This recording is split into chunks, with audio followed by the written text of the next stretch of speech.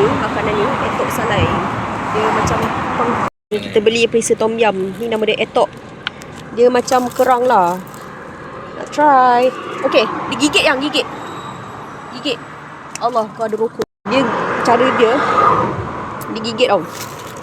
Baru dapat isi. Ni. Dia macam apa kerang dalam dia. Ni lah nama dia etok. Atai makan etok ni. Boleh ke lepas dia? Tu bukan gula-gula lah di. Tu etok. Monumen Tamadun Islam. Nak pergi naik bagi? Ada lagi tak bagi? Okay. Waalaikumsalam. Oh.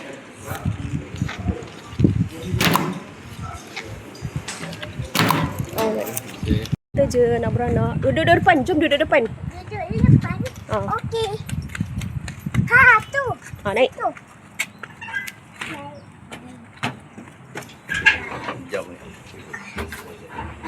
Assalamualaikum dan salam sejahtera kepada para pengunjung. Selamat datang ke Taman Monumen Taman Tamadun Islam, Pulau Wan Man, Terengganu, Malaysia. Hari ini kita akan melihat keunikan dan keistimewaan 21 buah monumen dari 20 buah negara. Di sebelah kiri kita adalah monumen Masjid Kudus Dina yang terletak di Jawa Tengah, Indonesia. Ia dibina pada tahun 1549 oleh seorang guru agama terkenal bernama Sunan Kudus. Seterusnya adalah Masjid Patani yang terletak di Thailand. Kita dah pernah sampai dah pada tahun 1954 semasa pemerintahan Sir Mashal Sharif dan mengambil masa selama 9 tahun untuk disiapkan. Monumen di sebelah kiri kita adalah monumen Masjid Sultan Omar Ali Saifuddin yang terletak di Kampung Ayer, Brunei Darussalam.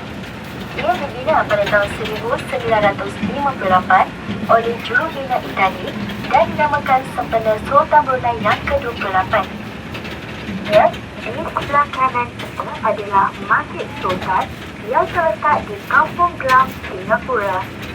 Masjid ini dibina pada tahun 1824 sehingga 1826 oleh Sultan Hussein Shah. Monumen seterusnya adalah monumen interaktif Taj Mahal yang terletak di Agra, India. Kita akan berhenti di monumen interaktif Taj Mahal seketika untuk melihat pameran di galeri dan menonton tayangan dokumentari mengenai Taj Mahal. Ambil gambar je lah.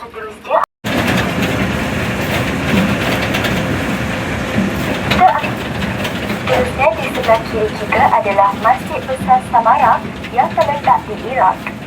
Ia dibina pada tahun 848 sehingga 849 Masihi semasa pemerintahan Kerajaan Abbasi oleh Khalifah Al-Mutawakkil. Seterusnya di sebelah kanan kita adalah Masjid Sheikh Falah yang terletak di Iran. Ia dibina pada tahun 1602 Masihi semasa pemerintahan dinasti Safavid.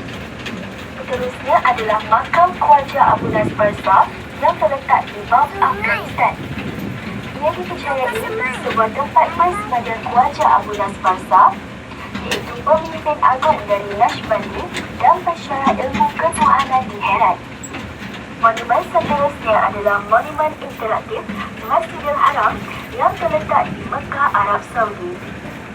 Kita akan berhenti di monumen interaktif Masjidil Haram seketika untuk melihat pameran di galeri dan menonton tayangan dokumentari mengenai Masjidil Haram. Kawasan macam perumahan kayu-kayu perkampungan Terengganu.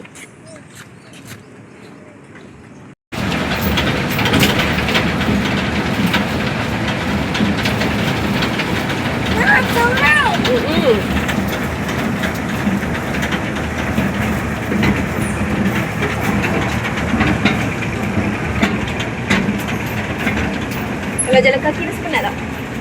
Kawasan kota Aleppo yang terletak di Syria. Sebab tu saya cakap naik bagi. Sanggup jalan kaki. ke-10 sebelum Masihi. Pada asalnya, ia dikonsepkan oleh pemerintah sebagai kubu pertahanan. Seterusnya adalah Masjid Muhammad Ali yang terletak di Kahirah, Mesir. Masjid ini telah dibina pada tahun 1246 dan mengambil masa selama 19 tahun untuk disiapkan. 22 Masehi. Dan untuk maklumat para pengunjung, masjid yang asal berada bersebelahan dengan tempat kediaman Nabi Muhammad SAW dan terdapat makam Rasulullah SAW dan para sahabatnya iaitu Sayyidina Abu Bakar As-Siddiq dan Sayyidina Umar Al-Khattab. Seterusnya adalah Masjid Sulaiman yang terletak di Turki. Masjid ini telah siap dibina pada tahun 1557. Monumen seterusnya adalah Masjid Besar Kairawan yang terletak di Kairawan, Tunisia. Monumen seterusnya adalah monumen interaktif Istana Alhambra yang terletak di Granada, Spanyol. Kota Alhambra adalah sebuah kubu dan istana Kesultanan Moorish Granada di selatan Spanyol atau dikenali sebagai Al-Andalus. Di sebelah kiri kita pula adalah Menara Kalyan yang terletak di Uzbekistan.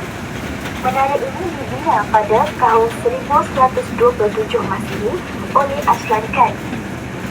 Di sebelah kanan kita pula adalah Masjid Besar Agadir yang terletak di Malaysia. Masjid ini telah dibina pada tahun ke-16 semasa Keagungan Agadir dan diperbuat daripada 13 baris berancang kayu dan banyak biasa. Kemudian, di sebelah kiri kita adalah Masjid Quds Sharif yang terletak di ibu kota Kazan, Rusia. Masjid ini telah dibina kali kedua pada tahun 1996 setelah kejatuhan Soviet Union. Ia dibina bagi mengenang jasa dan perjuangan seorang guru serta muridnya yang hidup mempertahankan diri dari serangan Ivan the Terrible.